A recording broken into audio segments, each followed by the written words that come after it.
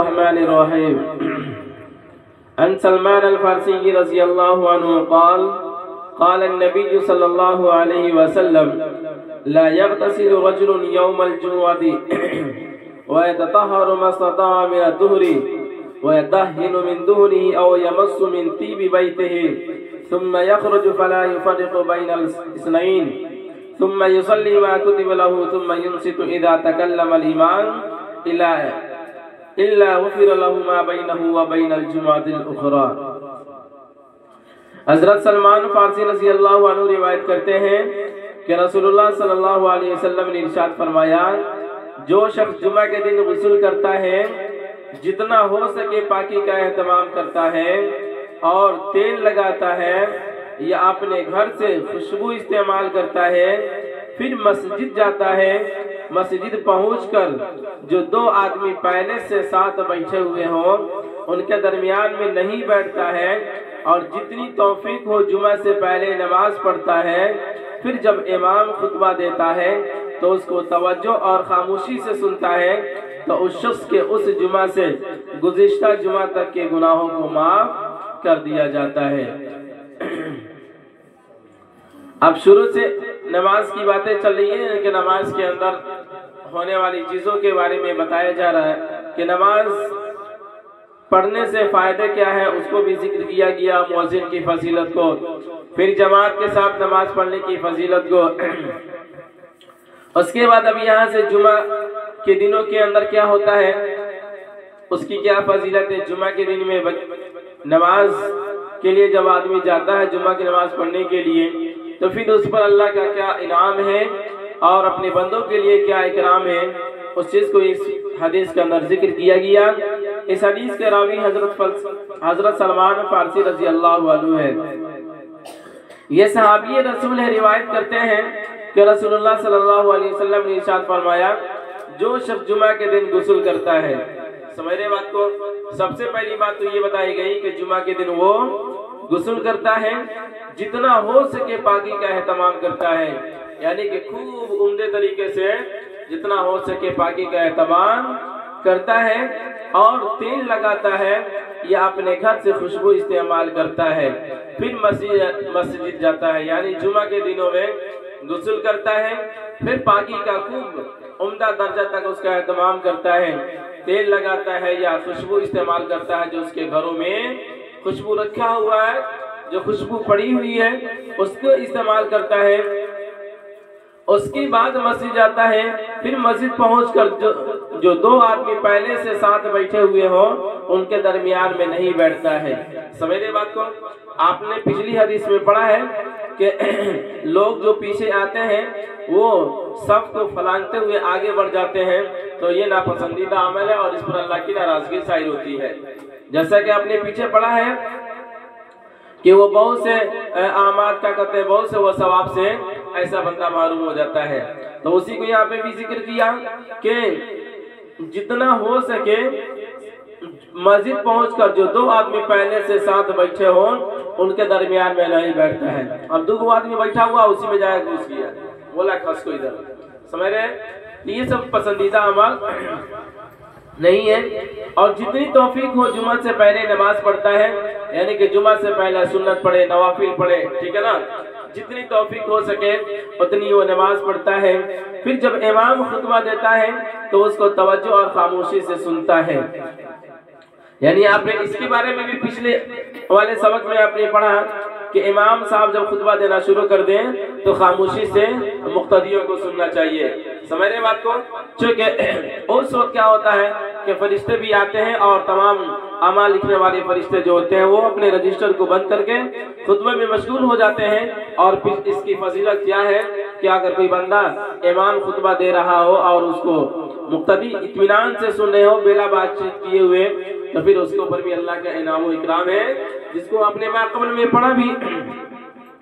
यहाँ भी जिक्र किया कि जब इमाम खुतबा देने के लिए तैयार हो जाए, इमाम साहब जब खुतबा देने लगे तो उस वक्त तवज्जो और खामोशी से सुनता है, तो उस शख्स के उस जुमा से गुज़िश्ता जुमा तक के गुनाहों को माफ कर दिया जाता है। यानी इस वक्त से लेकर, इस जुमा से लेकर आने वाले अगले जुमा तक के गुनाहों को माफ कर दिया जाता है, उसके गुनाह बख्श दिए जाते हैं। अगली हदीस देखते हैं। अन अबी हुरैरा रज़ियल्लाहु अन्हु क़ाल क़ाल रसूलुल्लाह सल्लल्लाहु अलैहि वसल्लम फी जुमुअतिन मिनल जुमई मआशिरिल मुस्लिमीन इन हाज़ा यौमुन जअलहु अल्लाहु लकुम ईदन फग़तसिलू अलैकुम बिस्सिवाक। हज़रत अबू हुरैरा रज़ियल्लाहु अन्हु रिवायत करते हैं कि रसूलुल्लाह सल्लल्लाहु अलैहि वसल्लम ने एक मर्तबा जुमा के दिन इरशाद फरमाया, मुसलमानों, अल्लाह ताला के उस दिन को तुम्हारे लिए ईद का दिन बनाया है, लिहाजा इस दिन को गुस्ल किया करो और मिसवाक का एहतमाम किया करो।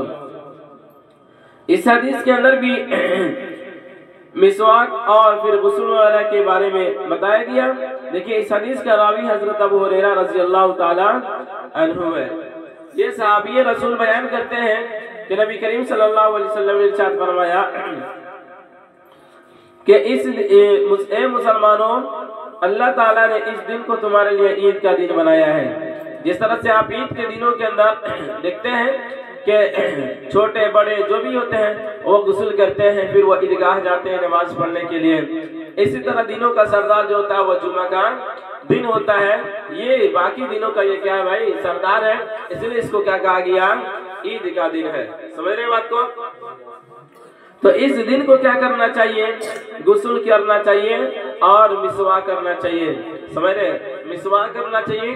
आप सल्लल्लाहु अलैहि वसल्लम का ये मामूल था कि वो कभी भी मिसवाक को नहीं छोड़ते थे। और मिसवाक करने से कसीर फवायद है, यानी कि इतने फायदे हैं जिसको गिना नहीं जा सकता। तो उसी चीज को यहाँ पे जिक्र किया, इस दिन गुस्ल किया करो और मिसवाक का एहतमाम किया करो, यानी मिसवाक करो। अगली हदीस देखते हैं। अन अबी उमामा रज़ियल्लाहु अन्हु अन नबी सल्लल्लाहु अलैहि वसल्लम क़ाल इन्नल गुस्ल यौमल जुमुअति ला यसुल्लुल खताया मिन उसूलि शा'r इस्तिलालन। हजरत अबू उमामा रज़ियल्लाहु अन्हु से रिवायत है कि नबी करीम सल्लल्लाहु अलैहि वसल्लम ने इरशाद फरमाया, जुमा के दिन का गुस्ल गुनाहों को बालों की जड़ों तक से निकाल देता है। बहुत उम्दा बात कही गई इसके अंदर। इस हदीस का रावी हजरत अबू उमामा रज़ियल्लाहु ताला अन्हु सहाबी रसूल है, रिवायत करते हैं, नकल करते हैं कि नबी करीम सल्लल्लाहु अलैहि वसल्लम ने इरशाद फरमाया, जुमे के दिन का गुस्ल गुनाहों को बालों की जड़ों तक से निकाल देता है।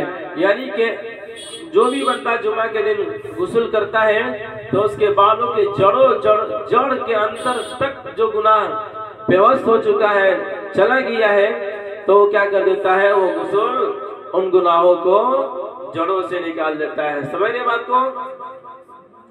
उसी को यहाँ पे जिक्र किया कि जुमा के दिन का गुस्ल गुनाहों को बालों की जड़ों तक से निकाल देता है। अगली हदीस। अन अबी हुरैरा रज़ियल्लाहु अन्हु क़ाल क़ाल नबी सल्लल्लाहु अलैहि वसल्लम इज़ा काना यौमुल जुमुअति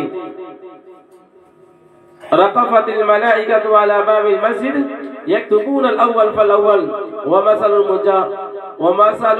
मुहज्जिर कमसलिल लज़ी युहदी बदनतन थुम्मा कल्लज़ी युहदी बक़रतन थुम्मा कबशन थुम्मा दजाजतन थुम्मा बैज़तन फ़इज़ा ख़रजल इमाम तवौ सुहुफ़हुम व यस्तमिऊन अज़-ज़िक्र।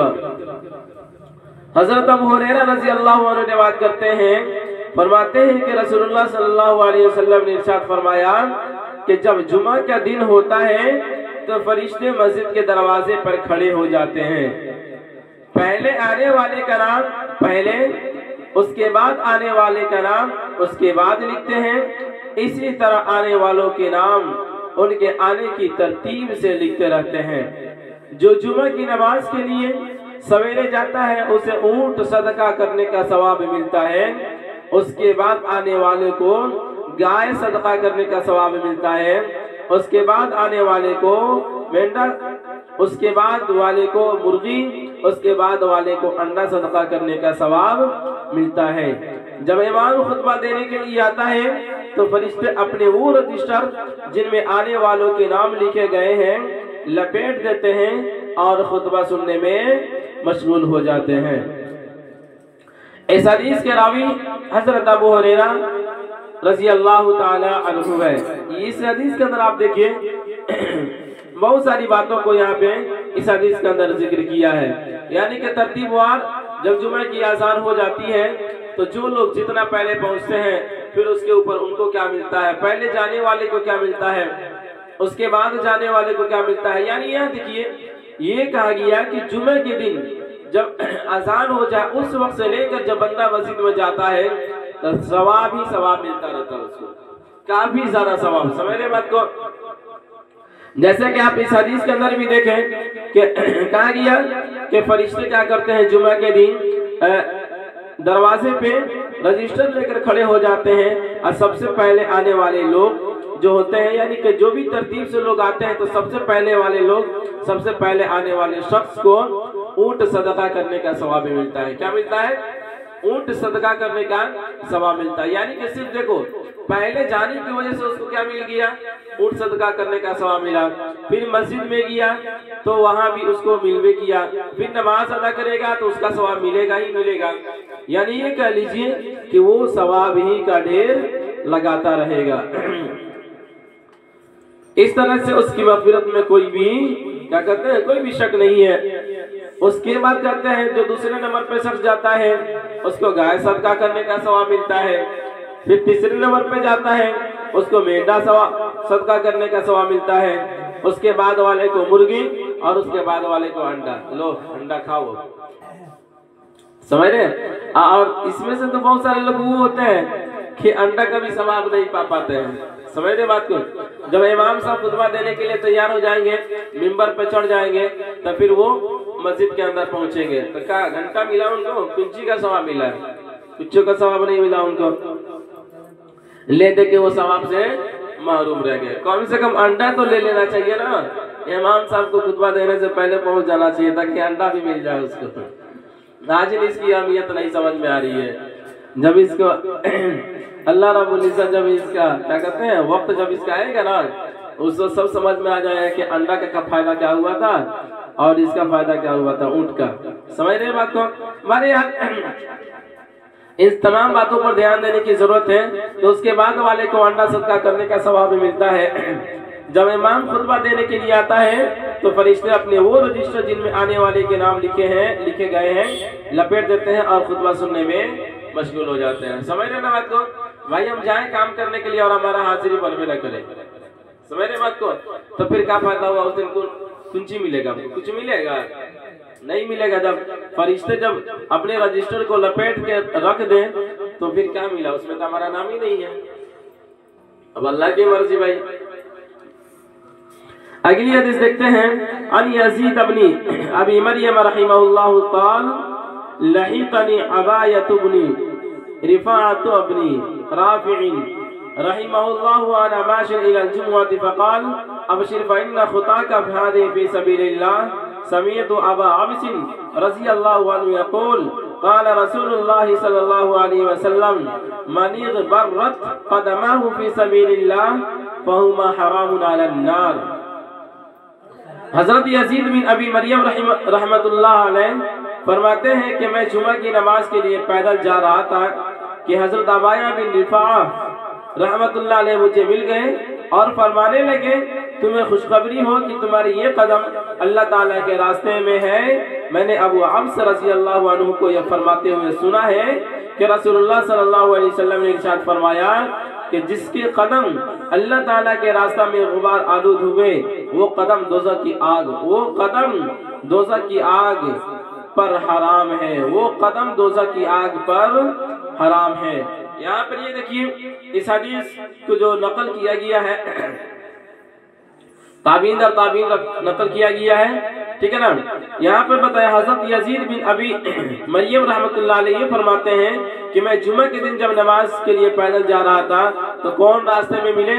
हजरत अबाया बिन रिफा मिले। कौन मिले बाबू?